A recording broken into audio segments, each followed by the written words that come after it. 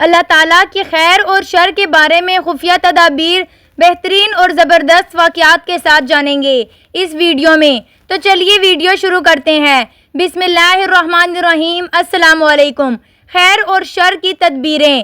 اللہ رب العزت کے بارے میں ہم نے یہ تسلیم کر لیا ہے کہ والقدر خیرہ وشرہ من اللہ تعالی، یعنی خیر کی تقدیر اور شر کی تقدیر اللہ تعالیٰ کی طرف سے ہے۔ اس کا مطلب یہ ہے کہ اللہ تعالیٰ جب کسی کے بارے میں خیر کا ارادہ فرما لیتے ہیں تو حالات ایسے بنا دیتے ہیں کہ انجام بھی خیر ہوتا ہے، اور جب کسی کے بارے میں شر کا ارادہ کر لیتے ہیں تو حالات ایسے بنا دیتے ہیں کہ انجام برا ہوتا ہے۔ خیر کے بارے میں اللہ تعالیٰ کی خفیہ تدابیر۔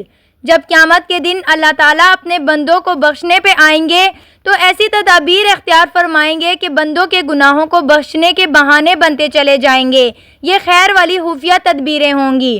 ایک محدث کی بخشش۔ ایک محدث فوت ہونے کے بعد کسی کا خواب میں نظر آئے۔ اس نے پوچھا، حضرت آگے کیا بنا؟ فرمانے لگے، ایک عمل کو میں چھوٹا سمجھتا تھا مگر پروردگار کے ہاں قبول ہو گیا اور میری بخشش ہو گئی۔ اس نے پوچھا، حضرت وہ کون سا عمل تھا؟ فرمایا، ایک مرتبہ میں احادیث کی کتابت کر رہا تھا، میں نے اپنا قلم دوات میں ڈبو کر نکالا، اس کے اوپر سیاہی لگی ہوئی تھی، ایک مکھی آئی اور اس سیاہی کے اوپر بیٹھ گئی، میں نے سوچا کہ یہ پیاسی ہوگی، چلو میں تھوڑی دیر کے لیے قلم روک لیتا ہوں۔ چنانچہ میں نے ایک لمحے کے لیے قلم وہیں روک لیا کہ مکھی سیاہی چوس لے، اس کے بعد وہ مکھی اڑ گئی اور میں نے لکھنا شروع کر دیا۔ میں تو اس عمل کو بھول گیا تھا مگر نامہ اعمال میں موجود تھا۔ پروردگار نے فرمایا، تم نے مکھی کی پیاس کا خیال رکھا، آج میں تیری پیاس کا خیال رکھتے ہوئے تجھے جہنم سے بری کر دیتا ہوں۔ سبحان اللہ۔ زبیدہ خاتون کی بخشش۔ زبیدہ خاتون نے نہر زبیدہ بنوا کر بغداد سے عربستان تک پانی پہنچایا۔ وہ خاتون کم سینے میں اپنی ہم جولیوں کے ساتھ جھولا جھول رہی تھی اور اپنی سہیلیوں کے ساتھ خوشگیوں میں مصروف تھی۔ جھولا جھولنے کے دوران اس کا دوپٹہ سر سے سرک گیا۔ دوپٹہ ابھی اترا ہی تھا کہ اذان کی آواز آئی۔ اس نیک خاتون نے فی الفور جھولا روکا اور اپنا سر دوپٹے سے ڈھانپا۔ اس کے بعد وہ اپنی زندگی گزار کر وفات پا گئی۔ ایک رشتہ دار نے خواب میں دیکھا اور پوچھا، زبیدہ تیرا کیا بنا؟ کہنے لگی، اللہ رب العزت نے میرے ساتھ آسانی کا معاملہ فرمایا۔ پھر اس شخص نے خواب ہی میں پوچھا، آپ نے طویل نہر بنوائی تھی، وہی کام آئی ہوگی؟ تو زبیدہ نے کہا، نہر تو بنوائی تھی لیکن وہ میری مغفرت کا سبب نہ بن سکی۔ پھر اس سائل نے پوچھا، پھر آپ کی مغفرت کیسے ہوئی؟ اس نے بتایا کہ ایک دن میں جھولا جھول رہی تھی تو وہ دوپٹہ جو میں نے اللہ تعالیٰ کی عظمت کو سامنے رکھتے ہوئے اپنے سر پر رکھا، میرے اس عمل کو اللہ تعالیٰ کی طرف سے ایسی قبولیت ہوئی کہ اللہ رب العزت نے فرمایا، تو نے میرے نام کی ایسی تعظیم کی، جا آج ہم بھی تمہیں جنت میں داخل کرتے ہیں۔ نہر اور دوسرے اعمال کا تو پوچھا ہی نہیں، یہ اللہ تعالیٰ کی خفیہ تدبیر ہوتی ہے۔ سبحان اللہ۔ کلمہ طیبہ کی برکت سے بخشش۔ روز محشر انسان کی بخشش کی کئی صورتیں ہوں گی۔ اللہ رب العزت ایمان والے ایک بندے کو بلائیں گے، اس کے 99 دفتر گناہوں کے ہوں گے۔ اس بندے کے دل میں یہ بات ہوگی کہ میں آج عذاب سے نہیں بچ سکتا۔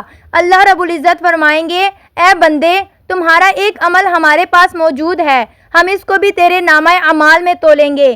پھر ایک فرشتہ کاغذ کی ایک چھوٹی سی پرچی لائے گا، اسے عربی میں بطاقہ کہتے ہیں اور حدیث بطاقہ ہی کے نام سے یہ حدیث مشہور ہے، اور اسے نیکیوں کے پلڑے میں رکھے گا۔ وہ اتنا بھاری ہو جائے گا کہ گناہوں کے 99 دفتر ہلکے رہ جائیں گے اور نیکیوں کا دفتر جھک جائے گا۔ وہ بندہ پوچھے گا، اے اللہ یہ کیا تھا؟ فرمایا جائے گا، میرے بندے، تو نے کلمہ پڑھا تھا، اس کاغذ پر تیرا کلمہ لکھا ہوا تھا، یہ کلمے تیرے 99 دفتروں سے باری ہو گیا۔ سبحان اللہ۔ شر کے بارے میں اللہ تعالیٰ کی خفیہ تدابیر۔ جیسے یہ خفیہ تدبیریں خیر کے بارے میں ہوتی ہیں، ایسے ہی خفیہ تدبیریں شر کے بارے میں بھی ہوتی ہیں۔ یہی وجہ ہے کہ عارفین یعنی ولی اللہ ہر وقت اپنے انجام کے بارے میں فکر مند رہتے ہیں۔ شر کی خفیہ تدابیر کی علامات۔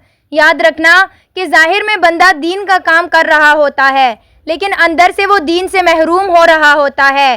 چنانچہ شر کے بارے میں اللہ تعالیٰ کی خفیہ تدابیر کی چند علامتیں سن لیجئے۔ ایسے بندے کو اللہ تعالیٰ دین کا علم دیتے ہیں مگر عمل کی توفیق سلب کر لیتے ہیں۔ عمل کی توفیق دے دیتے ہیں مگر اخلاص سے محروم کر دیتے ہیں۔ اس کو اولیاء کی صحبت تو دے دیتے ہیں مگر اولیاء کا ادب اور ان کی عقیدت دل سے نکال لیا کرتے ہیں، یعنی ظاہر میں تو دین کا کام کر رہا ہوگا مگر حقیقت میں کچھ بھی پلے نہیں ہوگا۔ ایک مؤذن کا عبرتناک انجام۔ ایک مؤذن مصر کی جامع مسجد میں اذان دیا کرتا تھا۔ ظاہر میں وہ دین کا کام کرنے والا تھا لیکن اس کے دل میں خوف خدا نہ رہا، اس کے دل میں فسق اور فجور بھر چکا تھا۔ ایک دفعہ وہ اذان دینے کے لیے مصر کی اس مسجد کے مینار پر چڑھا۔ مینار کے ادھر ادھر مکانات تھے۔ ایک مکان میں اس کی نظر پڑی تو اسے کوئی خوبصورت لڑکی نظر آئی۔ اس کے دل پر ایسا اثر ہوا کہ اذان دینے کے بجائے وہ نیچے اتر آیا اور اس گھر کے پاس جا کر معلومات لی کہ یہ لڑکی کون ہے۔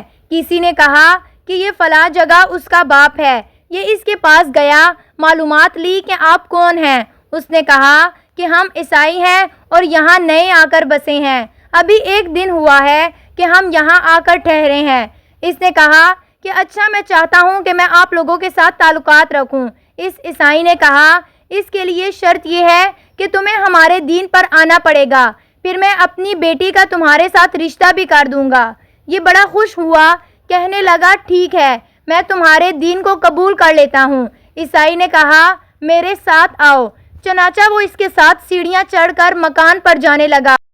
ابھی چوتھی سے پانچویں سیڑھی چڑھ ہی رہا تھا کہ اس کا پاؤں پھسلا، گردن کے بل نیچے گرا اور وہیں پر اس کی جان نکل گئی۔ مینارے پر چڑھا تھا اذان دینے کے لیے مگر اللہ تعالیٰ کو اس کے اندر کا فسق اور فجور ناپسند تھا، جس کی وجہ سے پروردگار نے حالات ہی ایسے بنا دیے کہ جب وہ مینار سے نیچے اترا اس وقت وہ ایمان سے خالی ہو چکا تھا۔ قرب قیامت کی ایک علامت۔ حدیث پاک میں آتا ہے کہ قرب قیامت کی علامات میں سے ایک یہ ہے کہ تم دیکھو گے کہ ایک آدمی صبح کے وقت ایمان والا ہوگا مگر جب رات کو سونے کے لیے بستر پر جائے گا تو ایمان سے خالی ہو چکا ہوگا۔ یہ وہ باتیں ہیں جو اللہ والوں کو ڈرا رہی ہوتی ہیں اور وہ رو رو کر معافیاں مانگ رہے ہوتے ہیں، پروردگار کی جناب میں آوزاریاں کرتے رہتے ہیں کہ اے اللہ تو مہربانی فرما، ہمیں کہیں ایمان کی دولت سے محروم نہ فرما دینا۔ اے اللہ تو نے جو علم اور عمل والی نعمت عطا کی ہوئی ہے کہیں موت سے پہلے اس سے محروم نہ کر دینا۔ آمین۔ آپ سے مختصر سی درخواست ہے کہ ہمارے چینل کو ضرور سبسکرائب کریں، کمنٹ باکس میں حضرت محمد ٹائپ کریں۔ جزاک اللہ۔